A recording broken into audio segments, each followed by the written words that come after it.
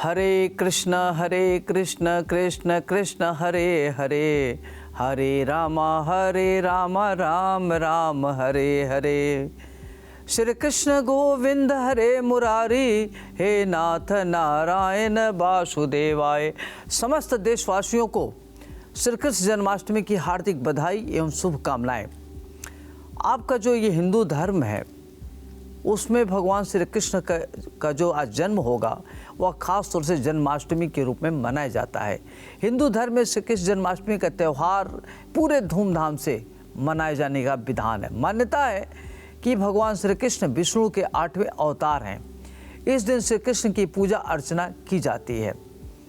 भाद्रपद माह के कृष्ण पक्ष की अष्टमी तिथि को 6 सितंबर को दोपहर को 3:37 से प्रारंभ हो रहा है। इसका समापन अगले दिन 7 सितंबर की शाम 4:14 पर होगा। शास्त्रों के अनुसार कृष्ण जन्माष्टमी जो श्री कृष्ण भगवान का जन्म है रात्रि 12 बजे होगा, जो रोहिणी नक्षत्र में है और चंद्रमा वृष राशि पर है। इस मान्यता के अनुसार गृहस्थ जीवन वाले 6 सितंबर को भगवान कृष्ण का जन्मोत्सव मनाएंगे। मथुरा में भी जन्माष्टमी 6 सितंबर को ही मनाई जाएगी। इसी दिन रोहिणी नक्षत्र का संयोग भी बन रहा है। और वहीं जो वैष्णव संप्रदाय में के लोग हैं, जो भगवान श्री कृष्ण की पूजा का अलग विधान है उनका, इसलिए जो वैष्णव संप्रदाय के लोग हैं वह 7 सितंबर को जन्माष्टमी का त्यौहार मनाएंगे। तो जो लोगों में ये कन्फ्यूजन है कि हम त्यौहार कब मनावें, व्रत कब रखें, तो इसमें 2 तरह के लोग होते हैं। एक होते हैं गृहस्थ आश्रम वाले लोग और एक होते हैं जो संत आश्रम है, जो संत में वाले लोग हैं, जो साधु हैं, संत हैं, जो घर त्याग करके जो साधु हो गए हैं। तो जो गृहस्थ में रहने वाले लोग हैं वह 6 सितंबर को व्रत रहेंगे, पूजा अर्चना करेंगे भगवान कृष्ण की। और जो साधु संत लोग हैं वो 7 सितंबर को व्रत रहेंगे और व्रत रह करके फिर उनके जन्म के बाद भगवान श्री कृष्ण का जन्मोत्सव मनाएंगे। यह जो भगवान श्री कृष्ण का जन्म होगा यह बहुत ही महत्वपूर्ण है।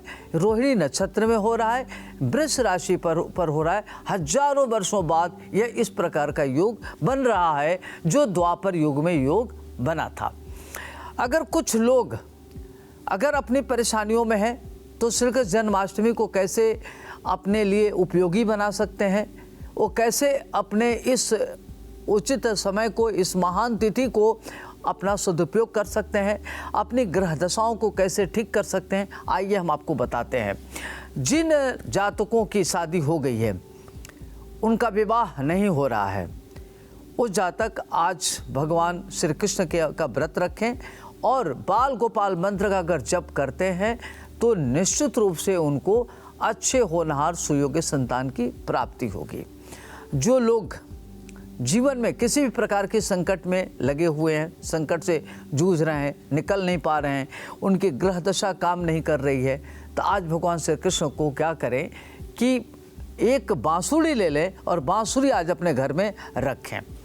निश्चित रूप से उनके घर में सुख समृद्धि ऐश्वर्य आएगा। जो जातक चाहे बाल है, युवा है, वृद्ध है, जो अगर आज इस व्रत को रखते हैं उनके 3 जन्मों के पापों का नाश हो जाता है और व्यक्ति स्वर्ग लोक में रहने का अधिकारी होता है, भगवान के धाम में, वैकुंठ धाम में रहने का अधिकारी होता है। और यह जो भगवान का जन्म है बड़ा महत्वपूर्ण है। इसमें सर्वार्थ सिद्धि योग है, विजय योग है, कई प्रकार के महत्वपूर्ण योग बन रहे हैं। तो इसमें भगवान श्री कृष्ण की पूजा अर्चना करना बहुत ही सार्थक रहेगा। जो लोग ये सोचते हैं कि उनकी आर्थिक स्थिति खराब है, उनकी ग्रह दशा अनुकूल नहीं है और प्रतिकूलता लिए हुए है, परेशान है, तो आज आपको एकदम चिंतित होने की ज़रूरत नहीं है। आज आप भगवान जन्माष्टमी, भगवान श्री कृष्ण का जन्म हो रहा है तो भगवान श्री कृष्ण की जो जन्माष्टमी का व्रत है उसका विधि विधान के साथ आप व्रत रहिए, पूजा पाठ करिए। 2-4 छोटे छोटे मंत्र हैं। ओम वल्लभाय नमः, ओम वासुदेवाय नमः, ओम क्लीं कृष्णाय नमः, ओम नंदाय नमः, ओम जशोदाय नमः। ये सारे मंत्र भगवान श्री कृष्ण को बहुत पसंद है। अगर आप इस मंत्र का प्रयोग करते हैं तो निश्चित रूप से आपकी सभी प्रकार की समस्याओं का समाधान होगा। यदि आपको लगता है कि बहुत मेहनत कर रहे हैं धन हानि हो रही है, धन को लेके परेशान है, तो आप इस महामंत्र का जप कर सकते हैं, आपके लिए अच्छा रहेगा। ओम नमो भगवते वासुदेवाय नमः, इस मंत्र का जप करिए, आपके लिए अच्छा रहेगा। तो इस तरीके से श्री कृष्ण जन्माष्टमी के अवसर को कैसे सदुपयोग करें, इसके बारे में मैंने बताया। और आज जो श्री कृष्ण जन्माष्टमी के बारे में लोगों को संदेह है कि 2 दिन क्यों मनाई जा रही, इसमें कोई संदेह नहीं है। आदिकाल से मनाया जा रहा है। हमेशा 2 तरह से होता है कि प्रथम दिन जो गृहस्थ आश्रम के लोग हैं वो व्रत रहते हैं, और दूसरे दिन जो साधु संत वाले लोग हैं, जब भगवान श्री कृष्ण का जन्म होता है उसके बाद वो व्रत रहते हैं और उनकी पूजा पाठ करते हैं, जब तप करते हैं, ये सारी बातें करते हैं। तो इन सब बातों का ध्यान रखना है। इसके बाद जब भगवान श्री कृष्ण का जन्म होता है तो उसमें आप फल, पुष्प, नैवेद्य, पंजीरी, धनिया, इस तरीके तमाम चीज़ें होती हैं जिससे भगवान श्री कृष्ण का भोग लगावे।